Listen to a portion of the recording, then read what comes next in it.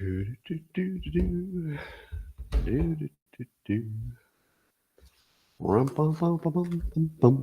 doing a little stalling today because I have it on good authority that the video doesn't start nearly as quickly as I think it does. And therefore, if I stall a little bit longer, it's because I'm waiting for the rest of you to get the video. I'm also going to open up my own stream here, so to speak. There you go. Got you locals people on your own feed now. And I feel like I've waited long enough. I'm going to come up with some kind of way to stall so everybody can get here in the future. But for now, I'm hoping most of you are here for the simultaneous zip. Oh, there we go. Video everywhere.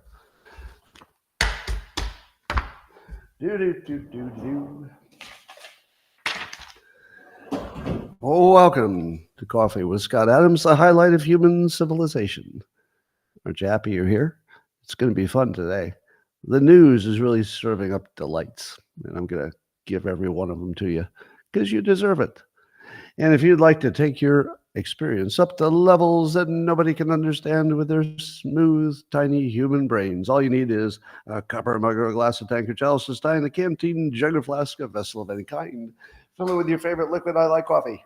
And join me now for the unparalleled pleasure, the dopamine of the day, the thing that makes everything better. It's called the simultaneous sip. It happens now. Go.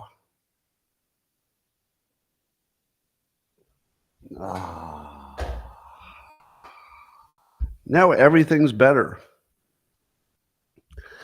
I saw a video today that I'm not going to try to sell to you as based on a true thing, but there's a fascinating, let's say, conspiracy theory that the Challenger shuttle explosion in 1986 was faked, and that all the astronauts are alive, and they just took new jobs and with their same names and same faces.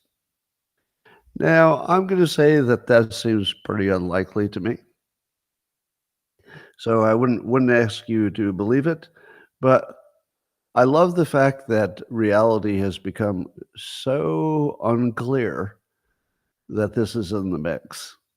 I mean, it's not going to get a lot of attention, but the fact that it happened at all is just so crazy because there's so little difference between fiction and reality now in our constructed reality that this got a little attention. Anyway, there's a shocking survey that nearly half of Gen Z people live double lives online, meaning that they have an online personality that is different from their regular personality. Wouldn't that apply to everyone? Does anybody have their same personality online as they do in person? I don't. Yeah, there's no way you could have the same personality online. I feel like the online experience changes who you are. We change our personality for every situation. Here's me talking to a CEO. Hey, Bob, how's your investments in the market? Here's me talking to a child. Hey, how's it going? Oh, that's a nice toy. You change your personality completely for every situation. Why wouldn't you change it for online? Of course you do. I do. I'm a little more strident online than I am in person. I think people expect me to be way more intense when they meet me in person. And they think, oh, you're not really swearing and screaming nearly as much as I thought you would. I don't really do that in person. There's something about this experience that brings that out. I mean, I'm not faking it. When I do it online, I get worked up. I'm actually worked up, but it just doesn't happen in person. All right. The White House is doing something good, but I think it has more to do with the Department of Energy.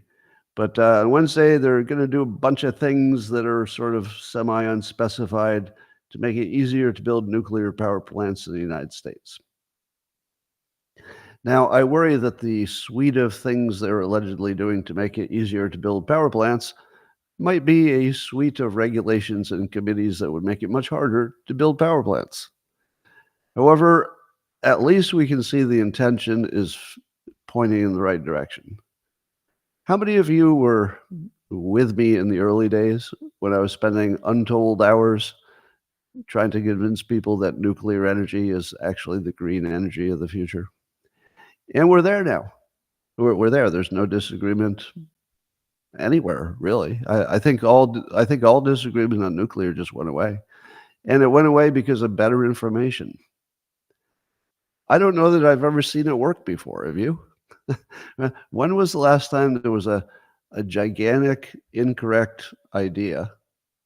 In this case, the safety of nuclear and how necessary it is. Have you ever seen something this big get changed? And I'm not taking credit for it or anything. I'm just saying I was small part of a very big change, and I think we should be happy about that. Anyway, Rasmussen did a poll on what people think of Zelensky. I'll just ask you one question from this. What percentage of the public do you think, roughly, have, quote, a very favorable impression of the Ukrainian president? These would be likely voters, I believe. What percent do you think have a very favorable impression of Zelensky? Let's see how mad. Oh, wow, good guesses. You're right on. You're so good. You're so good. The answer is 24, but I will accept 25. Yeah, I will accept 25. So good. All right. I have a hard time believing that we're backing that guy. I feel like there are a lot of leaders who are literally just on cocaine or Adderall or something. and we're just all about them because they act so interesting when they're all hyped up. Anyway, I won't name any names, but there might be a few other world leaders who've got a little extra in them, if you know what I mean, a little bit extra. All right. The appeals court, the U.S. appeals court, is going to hear TikTok's challenge. They're going to challenge the ban, which is really a divestment. If I had to guess, I feel like TikTok is going to succeed, meaning that they will block the ban. Because here's what TikTok needs to do. I hate to give them legal strategy, but I will anyway. Here's what TikTok needs to do to not make the ban go into effect. They have to stall until the war in Israel is over. That's it. Because the ban is largely driven by the fact that it was so anti-Semitic, and that there was a push to ban it anyway, but it wasn't anywhere near the finish line. It didn't look like it was going to be. So it was the Israel situation in Gaza that caused it immediately to flip enough votes that the ban was approved by Congress and signed by the president. But I think that one issue was so important that if they just wear it out and just let Israel do what it needs to do and get back to some kind of business as usual in a year or so, that's probably all they need, because the energy will go away and people will say, it does seem a little more like a free speech thing, right? And when you're in the war, like you're in a hot war, and TikTok's not on your side, that's the way you feel about it, then you're going to act, in a war-like way. You're going to do things you wouldn't do in a non-war situation. So when the war is over, I'm not so sure the ban is going to pass all the legal challenges. I think TikTok might win in the long run. All right. So there was a Mexican mayor who got assassinated in the middle of a crowd while he was campaigning. And when you usually see you've seen videos of other politicians being assassinated, and you know how it's always, you don't really see the moment it happened. It's usually like, oh, there's a bustling in the crowd. In this one, the guy is being filmed up close, and you see the gun go up to the back of his head, and you hear the shot. Now, the film didn't show the actual moment of the person being hit, because everything went crazy at that point. But the fact that that can happen at all is just crazy. Colin Rugg was reporting this on X. And here, I'd like to make a comparison and a prediction.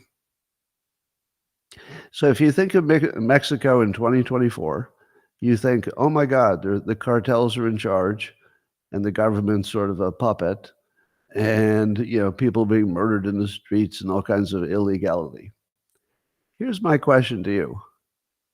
Does it look to you like early United States? Because it looks that way to me. Do you remember the robber barons? The railroad people and the bankers and everything? Correct me if I'm wrong, but isn't the history of the early United States huge criminal enterprises that happen to also want the country to succeed? So like the mafia cleans up its own neighborhood, I feel like these gigantic criminal entities wanted the country to be a country so they could live in it and do what they do. So I have a very counterintuitive prediction about Mexico. I think the cartels will want to transform into legitimate businesses. I think they're going to do a Las Vegas. Las Vegas started out as a mafia town, but they could make more money just running a legitimate operation. So over time, it's in their interest and the interest of their offspring to somehow figure out how to get that dirty money into a clean enterprise and just run a successful business. So it could get to the point where being drug mules and drug runners is really profitable, but it's not what you want to be in forever, and your kids will someday be slayed by the competitors. So I feel like there's a natural evolution where the criminals have to be so powerful that they're effectively the government. And then once they become the government, it may always be a criminal enterprise, but they'll try to transform it into a less murderous one. Because if the murder goes down, the Mexicans are going to say, I don't know, the lights are on. Somebody's building roads. It's going to look like everything's working. So I feel like the best case scenario is that the cartels get full control, and then they try to transform into something legitimate, because the alternative would be the United States goes in with the army and just kills them all. So it feels like that's the obvious way this goes, is that Mexico will maybe get worse, but then the people in power who are the criminals are going to want to launder their crime into something more legitimate. That's the most optimistic thing you'll ever hear about Mexico, but it might get worse first. There's a rumor that Trump has been talking to Musk about having some role in the administration. There's news that they may have met once at some billionaire's house. And then the Wall Street Journal is reporting that Musk and the billionaire, whose name is Nelson Peltz, and Musk, they all met. So it was Peltz's house, and allegedly Musk and Trump met there. And here's the fun part. Don't know what this means yet, but listen to how fun this is. Are you ready for this? Musk and fellow billionaire Nelson Peltz, quote, have told acquaintances they're working on a data-driven project to ensure votes are fairly counted. And they have also, quote, briefed Trump on a plan they have developed to invest in a data-driven project to prevent voter fraud. So how much do you love that? I'm trying to imagine what that would look like, because it could take lots of forms. I'll tell you an idea I had, just in case they're still mulling over ideas. Here's what I'd love to see. I would love to see parallel voting systems. Literally two legitimate voting systems, and optionally, you wouldn't have to, you could vote in both. You see where I'm going at? So optionally, you don't have to. You can vote in one, and maybe one is the only one that they count. So there's one official one, but there's also a shadow one, and you can go in there and also vote. Now, when everything's done, they'll look at the votes of just the people who chose to vote in the shadow election, which would be counted and tabulated in an entirely different process. Perhaps it's just an app. It could be as simple as having an app where you go in and vote, and then as soon as you're done, or even before, you go to your app and you just vote again.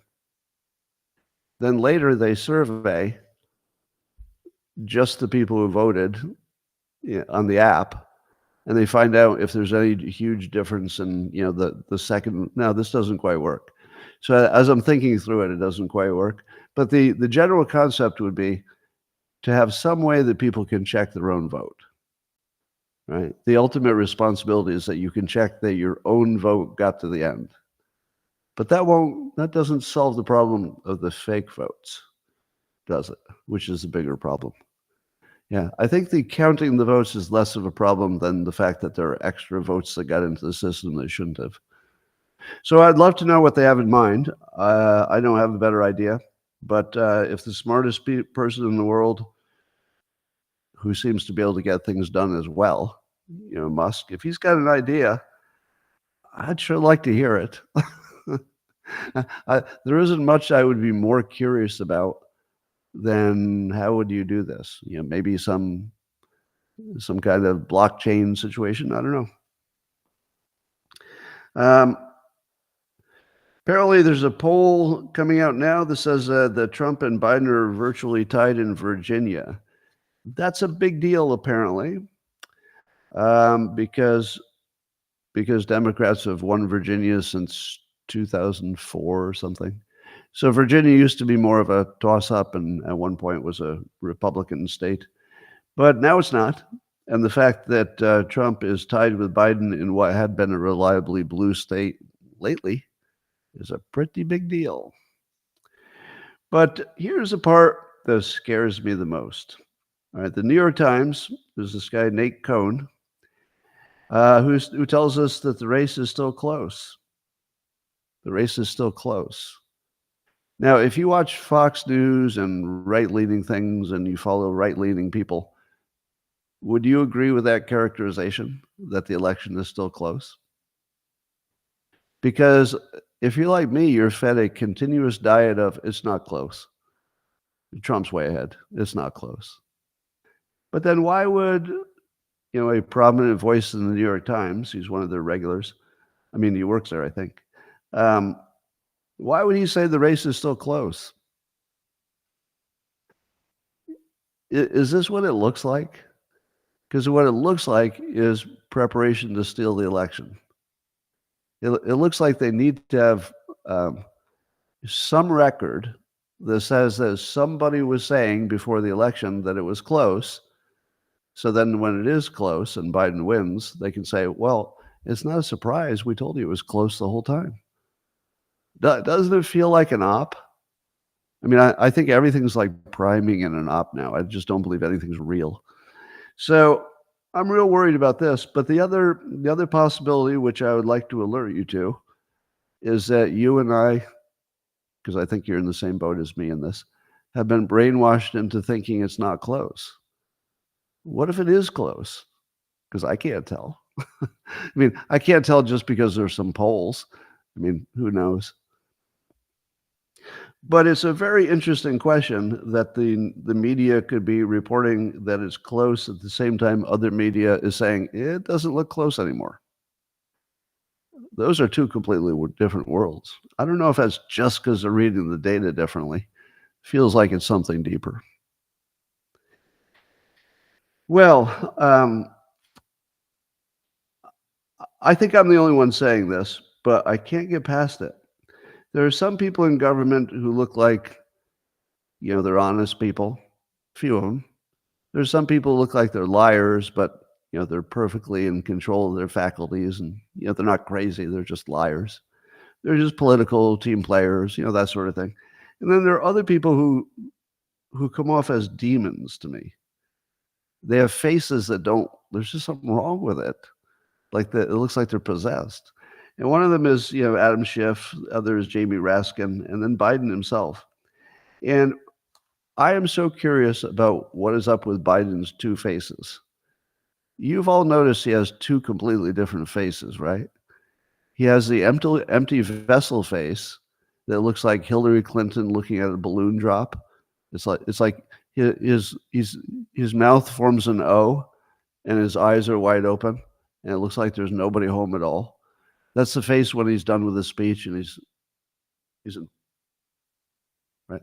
And then there's the one he was displaying when he was giving a speech at some black college or something, and he does the demon face. I call it a demon face, but you could also call it looks exactly like your cat's asshole all puckered up, like his eyes are closed and he's all flinty and looking so mean the whole time, and he can't get out of that face. Once he gets in that face, he's stuck there. And I swear to God, I just see a demon. Is anybody else seeing it? I'm not saying there's any demons. I don't believe in demons, just to be clear. I do not believe there are demons running free on the earth. I'm just saying that I can't get past the fact that when I see his face, it just screams demon. It doesn't look human. And the same thing with Raskin and Schiff. There's something happening there that's not happening with the other Democrats. You've never heard me say, "Oh, Hillary Clinton has a demon face," because she doesn't. She just looks like an ordinary liar. So I don't know what's up with that.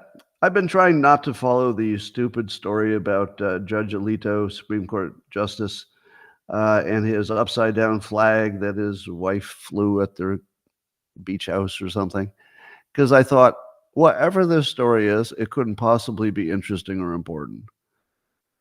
But then it goes all the way to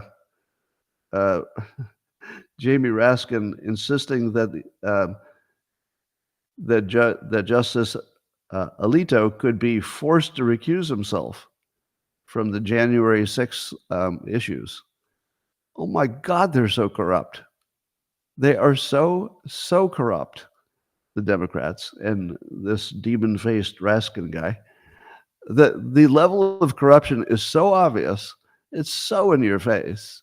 Now, do I think that Alito or his wife should be flying a flag that had some political dimension to it? I don't give a fuck. It was his wife. If there's one standard we should accept, it's that if your spouse does something and you're in public office, you should get a pass. Now, people are saying, but he had to know about it. I don't care. If his wife decided to do it, if his wife hung it up, it's just a married thing. Well, why do we have to drag him into it at all? Yeah, maybe he knew about it. So why does that matter? We can't kick him out of office because his wife has an opinion. That doesn't work. All right. But apparently Alito has said he is not going to recuse himself from anything, and Trump has congratulated him for having the intelligence, courage, and guts. And I would like to echo that and congratulate Alito for not recusing himself, because it's the last bastion of hope, the Supreme Court. So Glenn Greenwald has this take. He says, the now amply documented lies fed to the public about COVID have for dumb reasons turned into a liberal versus conservative culture. Now, isn't that weird? That we watch every little issue turn into a political issue, when I can't imagine anything that would be less political than the pandemic. Because we got similar behavior on the left and the right. There were people on the left and the right promoting vaccines, masks and stuff. I mean, granted, the right was more loud about resisting stuff, or a lot more loud. But I don't think they were resisting for political reasons, were they? The resistors are just people who didn't trust the government, and they got this one right. How often are you going to be right if you just guess that the government is lying this next time? You have a pretty good track record, right? If you just said whatever the next thing is, I don't even know what it is. Whatever the next thing is the government tells you, I predict will be a total lie. You're going to be pretty accurate. You look like it's a pretty good guess. So a lot of people were just on that theme and got this one completely right. It saved their life in some cases. Maybe it worked the other way in some cases. But the thing that surprised me the most about Glenn Greenwald's statement is the first part, the now amply documented lies fed to the public. You've been watching all the stuff trickle out, this email, that email, this whistleblower, that. But by the time Glenn Greenwald, who I would trust to not make statements without what he calls ample documentation, the fact that he could just casually state that the whole thing was a fucking fraud it's just mind-boggling. And I think their biggest problem is that we're so mind-boggled by so many bad behaviors that we don't know how to deal with any of them. There's just too much. Like you could spend your whole life just trying to fix this one thing, but there are 10 more, and they're all happening at the same time. So we're just overwhelmed with details of stuff. All right, Charlamagne the God has a new book out, so he's hitting the circuit, and I got to give him credit. I know he's selling a book, so we're all chasing money, but still, you have lots of flexibility within that process, and he's going right into the belly of the beast. He was on Greg Gutfeld's show, and now he was on Fox and Friends, and I just have to tell you what he said. So I'm just going to read it, just quote him. So Charlamagne the God, if you're not familiar with his name, he's black. Would you say podcaster or radio host or both? I think both is the right answer, but prominent voice in the black community. Anyway, he says he was mad at MSNBC for claiming he spread MAGA views. He said, people got mad at me back when I was talking about Governor Greg Abbott and DeSantis in Florida, saying, hey, man, it's inhumane and cruel what they're doing to the migrants, but it's actually kind of genius, right? Because if you're saying that you're a sanctuary city and you're saying, welcome, we'll take them, okay. So now that they sent them there, they're like, send them back. We don't have enough room for them. He says, what it makes is, it seems like the people is Republicans were always right on that issue, and the Democrats were always wrong. And then he clarifies. He says, I'm personally against red states sending illegals to blue states because he thought that they needed to be deported. So basically, he was on Trump's side on immigration, that they needed to be deported, not sent to other states. But he says it looks like a blessing in disguise because it woke up many liberals to just how bad the Biden administration open border policies are. That's incredible.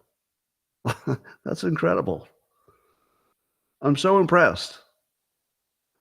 Again, he's selling the book, but he has lots of choices about how to do it. And I don't think he's selling a lot of books to his base by going on Fox News and saying, well, it turns out the Republicans were totally right on this immigration thing, like the biggest issue in the country. And that he was willing to go into the I don't want to say the enemy camp because they're not enemies at all, but he was willing to go where he knew it was the most dangerous for free speech. Now, also selling a book. Like I say, he had options on how to do that. He didn't have to do it this one way. So every time this happens, I know I get in trouble. Somebody's going to say, Scott, stop giving oxygen to Democrats just because they agree with this one obvious thing. To which I say, no, I'm not going to stop doing that. I'm going to give credit to anybody who's a free speech person who's willing to look at the whole field. That's how I'm going to play this. If the next thing he says I don't like, I'll tell you I don't like it. But this was awesome. And this is what we need more of. This is actual leadership. I would call this actual serious leadership. And I've said for a long time that the Black American community is lacking good leaders. Not leaders, but if you're worshiping George Floyd and listening to the people on MSNBC, you're not really following your best, most capable people. If you're listening to King Randall, you're doing well. And if you listen to Charlamagne on this topic, well, that's some real leadership. All right, CNN is so close to the truth now. Harry Enton, their pollster, he's doing a good job of just laying out the facts without the spin, but he's not quite there yet. Listen to how close he gets. Well, this is CNN in general, though. He's talking about how Trump's support among Black voters doubled up to 21%, and that it's especially a big difference for Black voters under 50. So for the Black voters under 50, Trump has 27% support. And if that held, Trump would be setting records for Black support that we haven't seen since, a few decades. 2 decades, I think. Now, is that an accurate statement of what's happening? That Black support is doubling, and Trump's doing great with Black support, and it's especially obvious among the young Black voters. What's missing? There's something missing there, isn't there? What's missing? It's men. It's men. It's the men who are moving to Trump. Do you know why they can't say that? Do you think they don't know? Do you think that the CNN pollster is unaware that men are making the massive move among Black Americans? Of course they know it. What would be a reason that they wouldn't mention it? Now, I'm not going to say that this is specifically Harry Enton's issue, because he's on a network where presumably everybody gets direction about what they can and cannot do. Why is there nobody even on the Democrat side? Because, you've seen Carville. You've seen people say, hey, we're losing Black support. We need to fix our messaging. So they talk about it. I mean, it's an open topic. Why don't they say men? I'll tell you why. If it's not already obvious to you. The minute they say men, the whole Democrat Party will collapse. As soon as that becomes a narrative, the entire Democratic Party will collapse. It's teetering on the edge right now. The only thing that's keeping all the men from leaving is they haven't seen enough leaders leave yet. But they will, because everything's moving in the same direction. And eventually it will be safe. So the men who go first are the ones who are the bravest. They're just like, okay, I'm done with this. But if you support Trump, bad things will happen to you. Yup. Is there anything else? So you got to get men to the point where they will take physical danger and accept it with a shrug.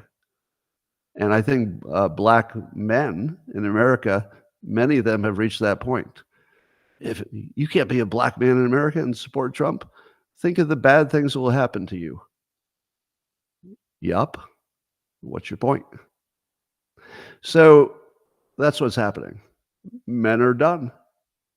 Men are fed up, and men are going to destroy the Democrat Party by gutting it and leaving it. And it will be nothing but a worn-out shell, and there's a good chance that will happen before Election Day. You're going to see the trickle. Well, it's more than a trickle now. It's more of a full stream of men leaving. That full stream is going to break the whole dike, right? The dike's about to break, and it's going to happen quickly. So you've heard it said before that things go slowly until they go fast. We're still in the slowly version, right? But it's going to go fast, and it could happen before the election day. I think Trump is only a few words away from bringing that to 40%. I'll put a target on it. If Trump says the right things, which he has not done, by the way, he has not done, and therefore we do not predict that he will. But if he says the right things, he's going to get 40% of the black vote. He's not there yet. He hasn't said the right things. All right.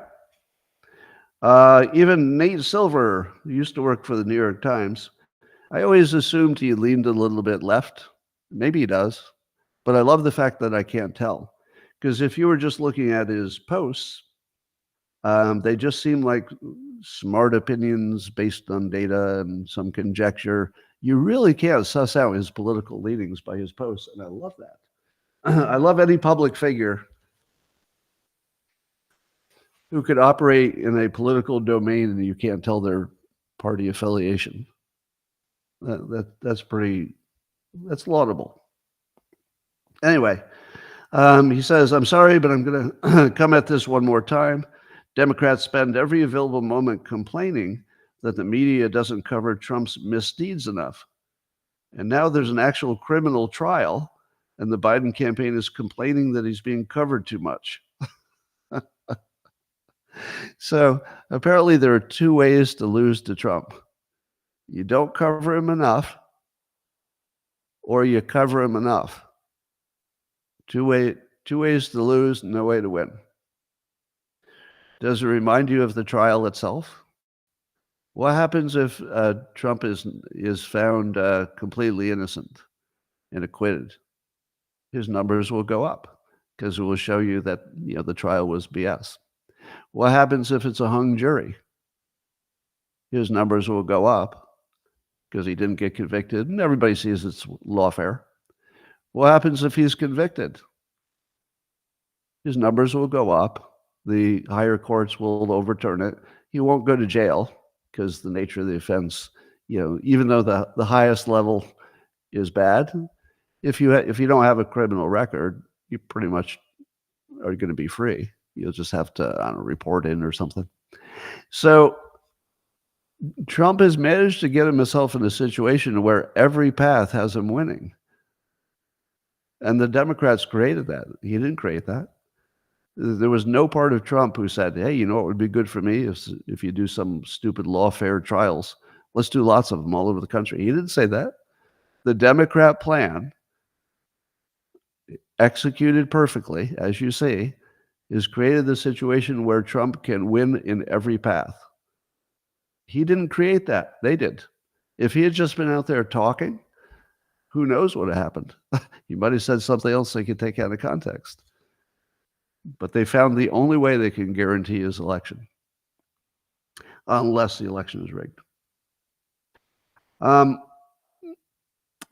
So Trump issued a truth today in which he was quoting Greg Gutfeld. And so in other words, if he quoted Greg, it means he agrees with the statement. So let me read the statement, see if you agree too. So this is from Greg Gutfeld.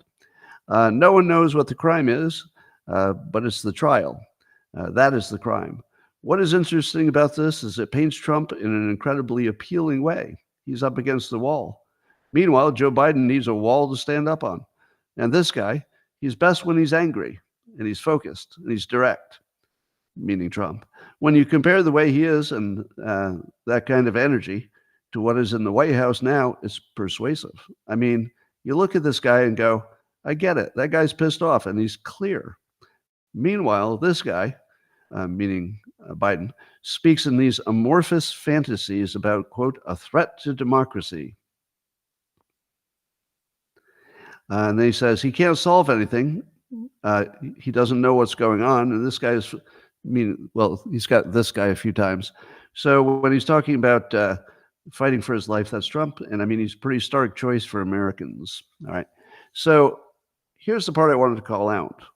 The key part of that is saying that Biden speaks in these amorphous fantasies about a threat to democracy. Trump spotted that and called it out. Oh, he's so close. He's so close. Mock and meme. Mock and meme. I want to see Trump mocking the idea that he's going to steal your democracy and you'll never get to vote again. I want to see him laughing about it in an interview or a rally. I want him to treat it the way it should be treated, as the election is over, because they've capitulated on policies of incompetence. And what else do you want? You want somebody who has the right policies and they're competent to pull it off. Democrats have conceded policy and competence because they don't really talk about those things anymore. They only talk about magical things like, what if Trump finds a magic lamp on the beach and rubs it, and the genie makes him a dictator for life? Because unless it comes from a genie, how in the world is this one guy supposed to take over the country?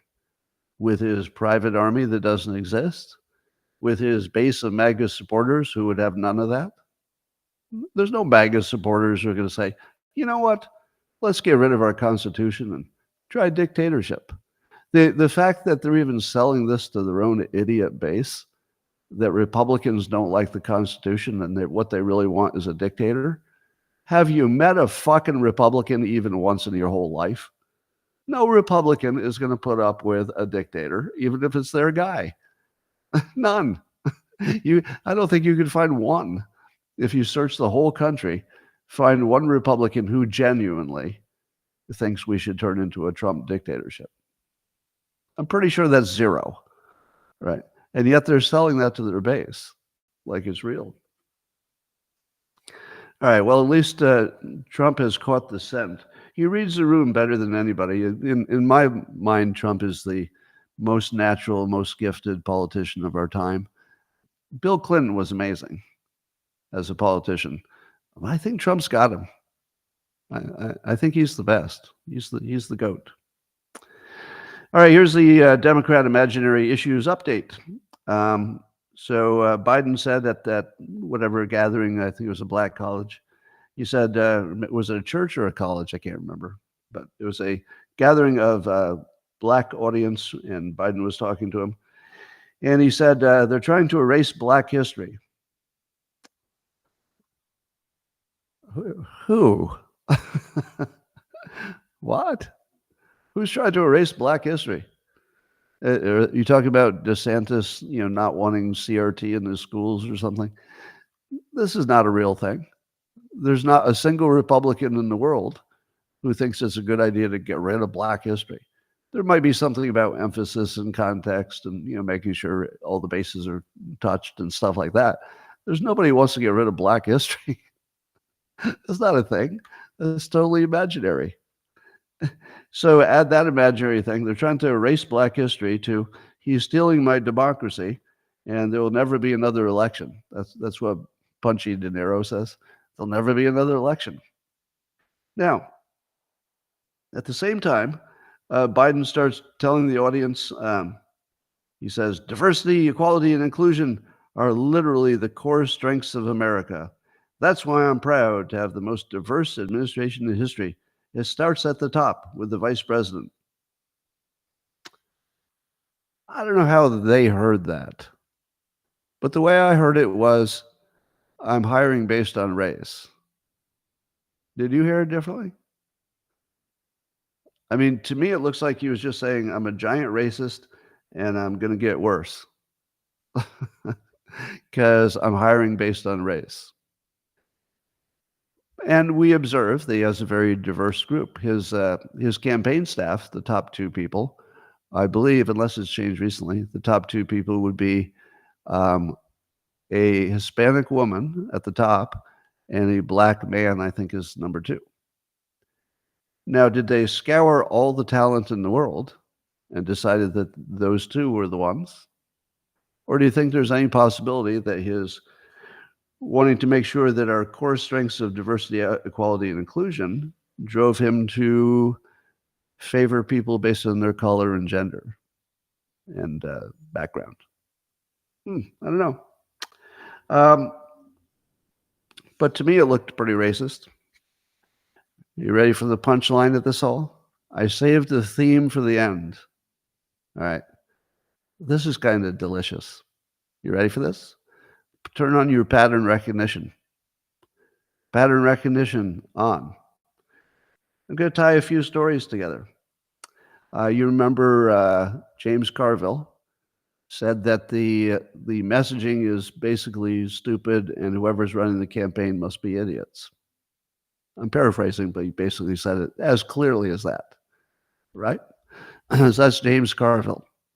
Just hold him in your mind. I'm going to give you 3 names, and while I'm talking about them, I want you to hold a picture, and it's going to be like a split screen, but 3. There's going to be 3 people. So I want you to imagine the 3 of them. Next one is there's a story that Democrat advisor type Doug Schoen. So he's a white guy. If you don't know what he looks like, he's one of me. Bald white guys with glasses. I think. We all look like a thumb with glasses, but just imagine him. And he says the White House is, quote, near total freeze out on outside advice. Outside advice. Has one Democratic strategist concerned that it could be big trouble for the campaign. And on Fox and Friends, Schoen outlined how the administration is failing to heed warnings, basically listening to the voters. So Doug Schoen says that, quote, outside advice has been blocked. Outside advice. Would outside advice be James Carville? It sounds like they're freezing him out. How about Doug Schoen himself? Well, he's the one that brought it up. So I'm guessing he feels maybe he's a little frozen out. David Axelrod tweeted today. He said, whoever at Biden headquarters directed De Niro's performance Tuesday outside the courthouse where Trump is on trial probably should have left it on the cutting room floor. And they had some more thoughts on the CNN site. David Axelrod, white guy, put him on the list. Now just imagine him. James Carville, Doug Schoen, David Axelrod. Have you seen the pattern yet? The pattern is there are 3 older white guys who are saying pretty directly that they're being ignored in favor of whoever's on the inside. And as we know, the inside is a DEI operation. So even the white guys in the Democratic Party are calling foul, but they can't use the words directly. They have to go at it indirectly. I think you could be taking better advice. It seems to me that some of the outside advice is being ignored. I feel as if you might change your direction if you listen to some people who have been there before. You see how carefully they have to approach it? But here's what you could have predicted about DEI. It will definitely crash the country, and you can see a massive wave of incompetence because of it. Not because of anybody's genes and not because of anybody's culture. I have to say that every time. It's because of math. If you favor hiring from a group that has the smallest pool of applicants because the pipeline is pathetic, the pipeline from early education to qualified employees is pathetic. It needs to be fixed. But because of that situation, the math of it is that if you use diversity as your primary variable, which Biden says he does, he's saying it pretty directly, you should end up with incompetence everywhere. So what we're seeing now is the DEI campaign collapsing right in front of you, and the white men in the Democratic Party trying to sound the alarm, but they can't. They're in a dream where they're trying to scream, but have you ever been in that dream where you're trying to scream to warn somebody, but your voice doesn't work? You're like, ah, and you can't talk. You've had that dream, right? I think there are a whole bunch of white advisors who are having that dream right now. If you would just listen to me for like a minute, I might be able to fix this shit. And they're not being listened to. So I think what you're seeing is a very public example of DEI collapse. So you can, if you take a good organization and you inject a few people who are not up to speed, not quite as good as the people who are already there, it won't make much difference. You train them, maybe over time that they're replaced. But at some point, the ratio of people who have been forced into the system because of the diversity goal should destroy every organization it's part of. So if you want to see what's going to happen to your company, just look at the Biden campaign. Do you wonder what Apple Computer will look like in a few years? It'll look like the Biden campaign. Do you wonder what NVIDIA is going to look like in a few years? It's going to look like this, because they will all be forced under the current set of the current way we operate. They will all be forced to increase their diversity to the point of failure. And the Biden campaign went first. As the leaders in this type of approach to the world, they were the most aggressive on pursuing DEI. And here's the result. The result is they've destroyed not just their chances of winning, but maybe the party forever. I think it might be a death blow, because if they lose black men, they're just done. And they're going to lose black men. They're losing Hispanic men. They're losing men. If they lose men, they're just done. I'm sorry. That's the end of it. And we're very close. They're right on the edge of losing it all. America First Legal is filing a complaint with the DOJ and the EEOC about the Iowa Civil Rights Group against Tyson Foods for alleged violation of law, including employing illegal aliens over American citizens, racial discrimination, and exploitation of child labor. I guess they tossed in that child labor thing just for good measure. This is the counter power that I've been waiting for, and these guys are doing great. So America First Legal is probably one of the few things that's going to keep the country together, because there needed to be some counterforce to the extraordinary levels of discrimination against Americans and against especially adult white men. So are we going to get a trial decision today? Do you think the jury will decide today? I think there's a good chance. But here, let me give you my tea leaf reading. I believe there's a holdout, and here's why. And I believe that I have a superior opinion than the professional lawyers who have been trial lawyers for decades and are looking at the same situation. Now, with no trial lawyer experience whatsoever, I'm going to disagree with a number of them I saw. They said that asking for clarifications doesn't really mean anything. You can't use that to predict. I say that would be true in a normal case where the jury has no interest in the situation. They just want to get it right. If the only thing you care about is getting it right, then yes, there'll be lots of requests for information. But this isn't that. This is a case where no case was presented. So if no case is presented, and we'll talk about all the things that are bad with the case, but I think the fact that somebody asks questions confirms the following. I think in these situations, based on my own experience as a jurist, I think they always do a vote count early. So sometime in the first hour, and maybe in the first 10 minutes, they would say, all right, here's pieces of paper. Everybody tell us how you would vote if you were to vote right now. Because they want to see how far they are. Like if it turned out to be 6-6, you would approach this thing completely differently than if it's 11-1. If it's 11-1, everybody's gonna say, all right, our job is to convert the one, right? That's what you would think your job was if you're the 11. All right, we got to, we're so close. We got to convert the one. So that would be a normal case. But in this case, do you think that people made up their own minds because it's Trump? This is one of those cases where I would assume that not a single person on the jury cared about the evidence too much. And so when I see that clarification has been requested, my interpretation is, why would you ask for any clarification if everybody's already decided? And I think they have, because they're deciding politically, not based on the law. So I think it indicates there's a holdout. What do you think? I have a strong feeling that it couldn't mean anything else. Because here's what it definitely doesn't mean. It definitely doesn't mean that the 12 people decided he's guilty. Because if they decided he was guilty, what would they have done differently?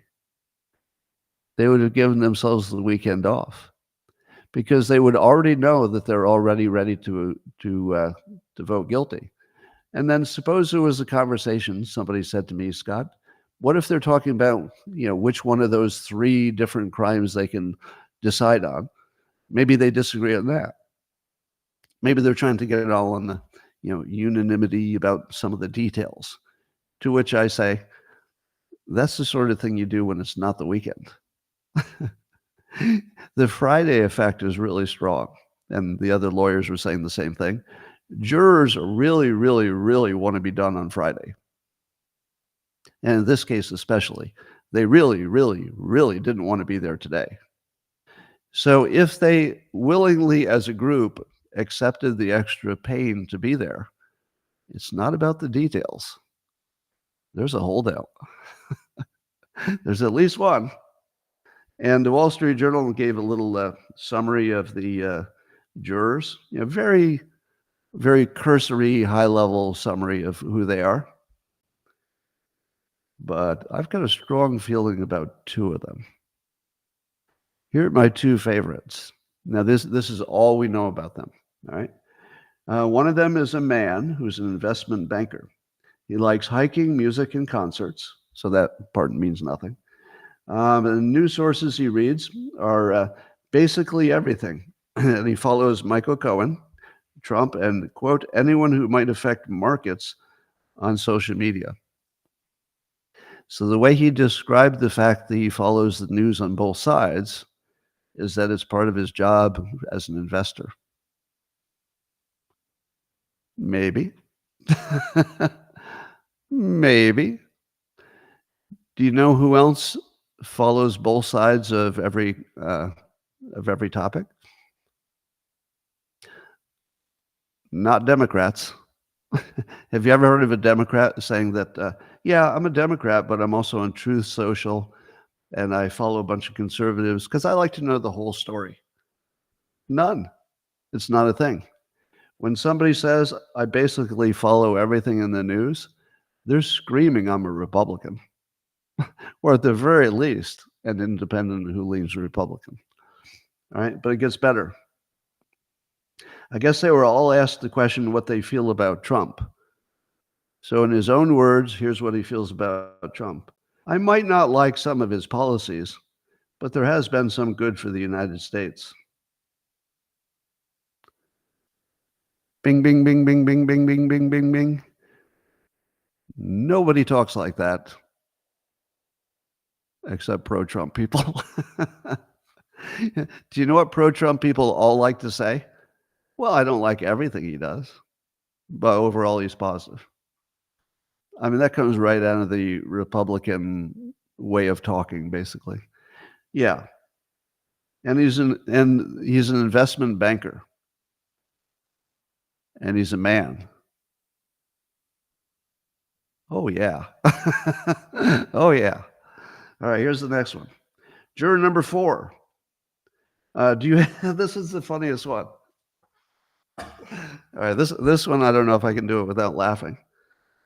Juror number 4 was asked if he had strong feelings about Trump. Here was the answer, quote, no, not really.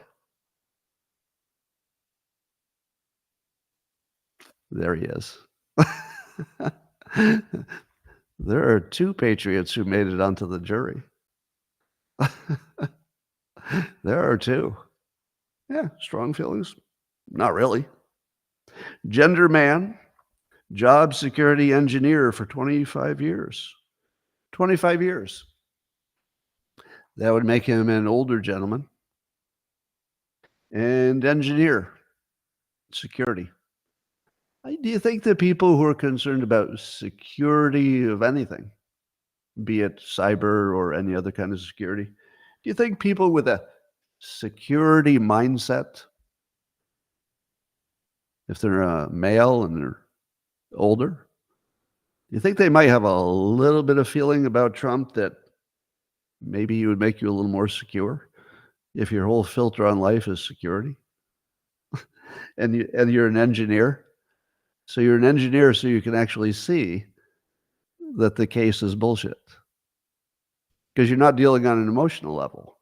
If you're not dealing with it emotionally, you can see it's clearly the case hasn't been made. Juror number 2 and juror number 4. We're counting on you. News sources.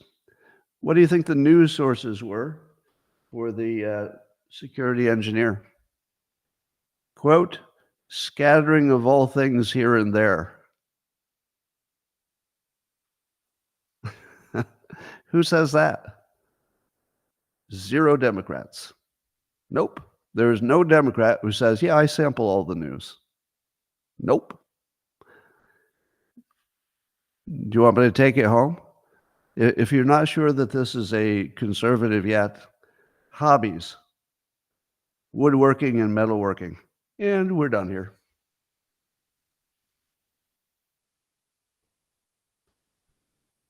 You don't think these 2 guys are going to hang that jury? Oh, they're going to hang the jury. Yeah, they're going to hang it hard. You give me the guy with 25 years in security engineering who works with wood and metal, gets his information from a scattering of all things here and there, and when asked what he feels about Trump, looks you right in the fucking eyes and says, yeah, not really. Don't have much of a feeling about it at all. That man came there to do some business. That's a man who knows exactly what he's going to do. Yeah, I think that's a hung jury. And then I looked at some of the other jurors, and they seemed equally likely that they would just convict no matter what the evidence was. Mostly women. All right, here's some problems with the case in case you haven't heard them. First of all, there's a pattern of the White House meeting with prosecutors in the various lawfare cases, which suggests it's part of a RICO coordinated government attempt to interfere with the election. Very obvious. We can all see it. That's documented. We know that the prior DA looked at the case and said, nope, there's nothing here, refused to take it up. We know that the number 3 lawyer in the Biden Department of Justice took a demotion to take the case. Nobody does that, which indicates strongly it's political. The jury they were not allowed to have the instructions from the judge in writing in the room. It took 90 minutes for the judge to read the instructions. That's how complicated they are. And the instructions will largely determine which way they go, except for the heroes. And they're not allowed to have a written copy in the room. Byron York points out that the jury instructions have been posted on the New York court's website. So now everybody on the planet Earth with access to a web page, except the jurors, the only people who should be reading them, only the jurors can't see it. So that makes sense. Okay. You've got the judge who's totally conflicted, who magically got selected for all 3 Trump-related things, from Bannon to Weisselberg to now Trump, even though judges are randomly selected, obviously not randomly selected. And he's donated to Democrats, and his daughter is a big Democrat fundraiser who will make a lot of money if Trump gets convicted, people say. We've got this novel case where they had to somehow Frankenstein up a felony charge by putting together pieces of misdemeanors and then confusing you and writing the jury instructions just so, basically manufacturing a crime that had no victims and nobody gave a fuck about until Trump said he was running for president. My favorite part is that the Trump defense had to rest, because this is how the process worked in this case. The defense had to rest before the prosecution told the jury what the crime was that he's being charged with. Now, we could have just said that, right? Could have just said that. And then on top of that, they've got with these weird instructions where the jury can say, well, it doesn't matter which crime he was covering up. If he was covering up a crime, it must be a felony. But they give him a menu choice of things they can pick as the crime, and none of those crimes have to be determined to be true, and they can all decide it's a different crime that they're going to base their opinion on. Completely reversible errors all over the place here. And then let's see what else. And then there was even a judge on MSDEI that said, that was a surprise to me, because generally jury instructions don't include references to specific pieces of evidence that the judge seems to be pointing to. So the judge gives them directions on, how to proceed on the findings of fact, but then tells them, sort of points out something specific to focus on, which apparently is non-standard, which basically is trying to bias the jury to get whatever he wants, it looks like. Let's see what else. So that's just the problems we know about. Right? That's just the problems we know about. John Lawfare, I think I'm pronouncing that wrong. My French is not good. But on X, he's talking about how the public, well, first of all, the polls show that people don't care. I guess CNN was reporting. The polls show that people don't even care about the trial. They're not basing their votes on it. And if he gets convicted or doesn't convicted, they don't care, seems like. I think his popularity will go up no matter what, but we'll see. But John Lawfare points out that the magnitude of the injustice Trump is facing is lost on most people. I think that's true. And I think there's a bit of disbelief involved, and I'll say I'm guilty of it. My brain can't conceive that he would be put in jail with this process. And so I can't get as worked up about it being evil, because I also can't see it as happening. So I think other people might be in that boat too. It's like, well, it's one of those legal things. It'll probably work out. I don't have to pay attention to it. So that's going on. But as John points out, Trump is facing 34 felony counts for improper paperwork over the use of personal funds nearly a decade ago. Each count carries a maximum sentence of 4 years. And the jury doesn't even have to agree on what Trump is guilty of in order to convict. Just hold that in your mind. The jury doesn't have to agree. In just this case alone, when normally they have to agree on what happened, they don't have to agree. Those are in the jury instructions. Unbelievable. But then you compare that, as John points out, to Hillary Clinton. She invented the Russiagate hoax, lied about it, paid for the Steele dossier, and papered it as legal services with the intention of influencing the election, and her total punishment was an $8,000 fine that somebody else paid.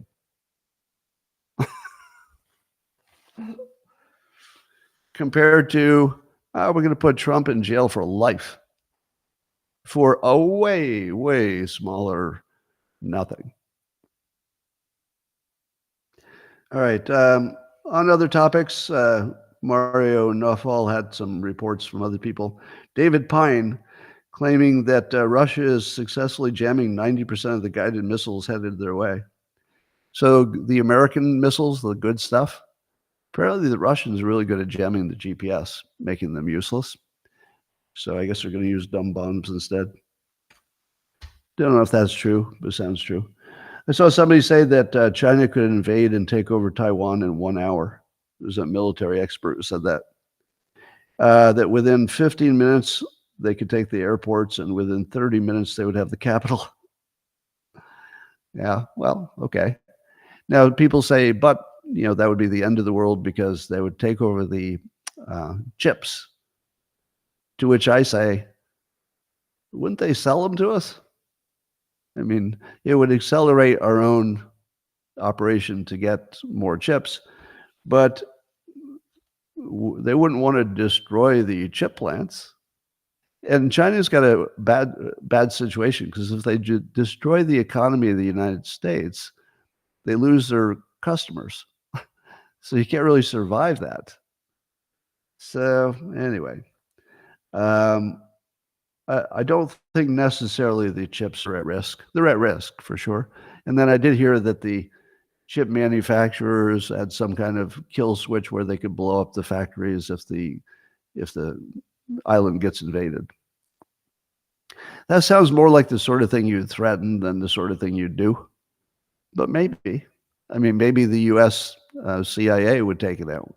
It could be that our own spooks have already, set it up for the Building 7. It might get Building 7, if you believe that. All right. Here's a story in the Epoch Times. So there was a study of, I'm not going to spend much time on this, so this is just the last thing. But they found that masks didn't work during Omicron and made things worse. So masks didn't work during Omicron and made things worse. However, interestingly, their findings were that the mask did work a little bit before Omicron. Who said that? I did.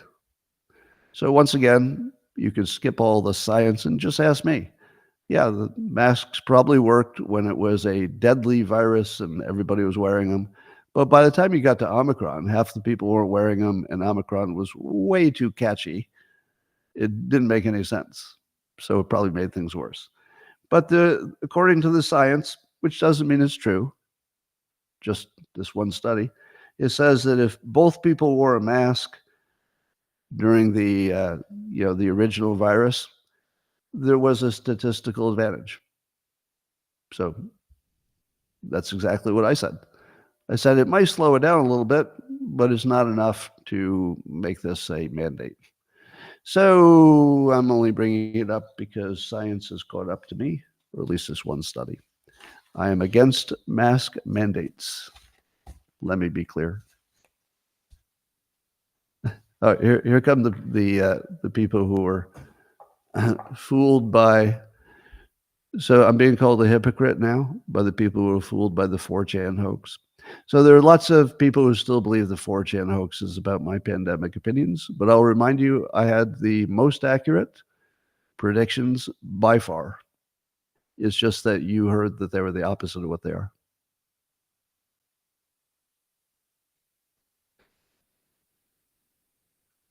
And somebody says, no, you were fooled.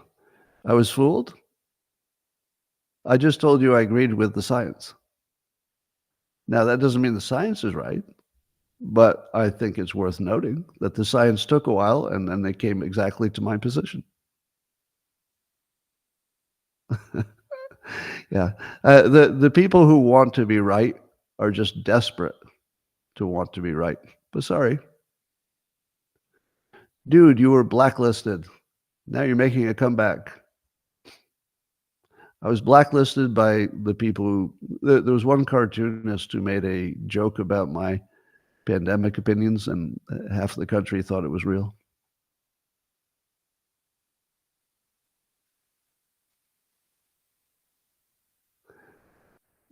So mass or anything for the cooties, blah, blah, blah. So just that you didn't know how to take an experimental, you didn't know not to take it. Well, do I look unhealthy to you? Or do I look like a person who took some excellent vacations, ended my pandemic experience months before you did, because I got all my rights back? And as far as I can tell, no no medical problems. And currently, I'm also on the right side of current science. Because the current science says the vaccinations were probably bad for young people, but probably a good bet for people who were in my category. So there are a lot of people under 60 who are saying, hey, why did you over 60 people with asthma take this drug when I didn't? Well, you're not really good at analyzing things, are you? If I were 25, I would not have taken it. If I didn't need to travel, probably wouldn't have taken it. But I had an amazing experience. I got no effects. So apparently, you being a bunch of fucking pussies, all you got was the same good health that I have and no vacations. So was being a frightened pussy, was that your strategy that worked out really well for you? Are you proud of it? Being a frightened pussy.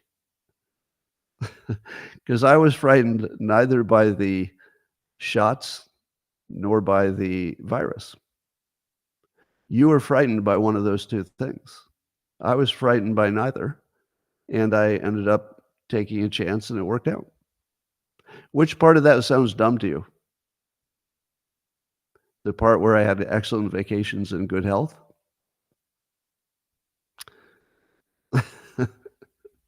All right, that's enough of that. I just lost half of my followers. All right, that's all I got. I've been told that when I say goodbye here, there's a annoying delay, and then it looks like I'm being rude because I just disappear. So I'm going to say goodbye, and then I'm going to leave this long, awkward pause at the end while the technology catches up with me. All right. So it's going to look like the show is over, and then I'm just going to sit here drinking my coffee. All right. Thanks, everybody. Thanks for joining.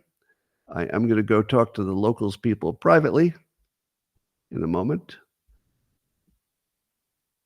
but not until I leisurely sip my coffee, waiting for the technology to catch up.